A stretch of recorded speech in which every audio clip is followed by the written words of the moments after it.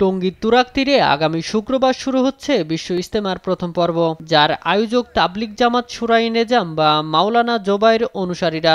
আর ৭ থেকে ৯ ফেব্রুয়ারি দ্বিতীয় পর্ব আয়োজন করবে মাওলানা সাদ কান্দলবির অনুসারীরা। তবে ইজতেমা মাঠে হামলা ও হত্যা মামলা সহ নানা জটিলতায় বর্তমানে কোণঠাসা তারা। এদিকে বিশ্ব ইজতেমার সব প্রস্তুতি এগিয়ে চলছে।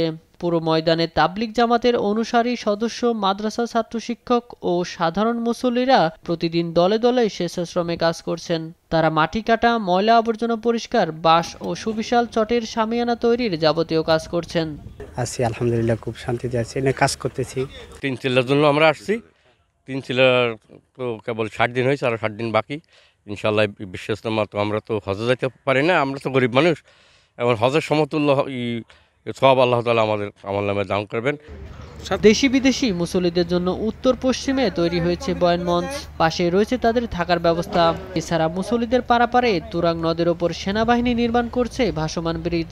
শুরাই নেজামের মিডিয়া সমন্বয়ক জানান, ইজতেমার প্রস্তুতিতে কিছু দেরি হলেও যথাসময়ে শেষ হবে।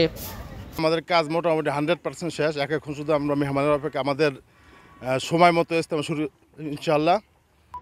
আর গাজীপুর মেট্রোপলিটন পুলিশের উপপুলিশ কমিশনার NM নাসিরউদ্দিন বলেন, পূর্বের ঘোষণা অনুযায়ী বিশ্ব ইজতেমা অনুষ্ঠিত হবে।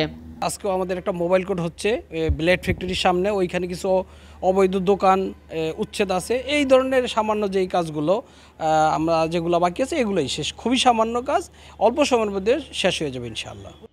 ইজতেমায় মুসল্লিদের নিরাপত্তায় কাজ করছেন আইন শৃঙ্খলা বাহিনী। ওয়াচ টাওয়ার নির্মাণ, ক্লোজ সার্কিট ক্যামেরা স্থাপন সহ কয়েক ধাপে নিরাপত্তা ব্যবস্থা নেওয়া হচ্ছে। নিউজ ডেস্ক, দেশ টিভি।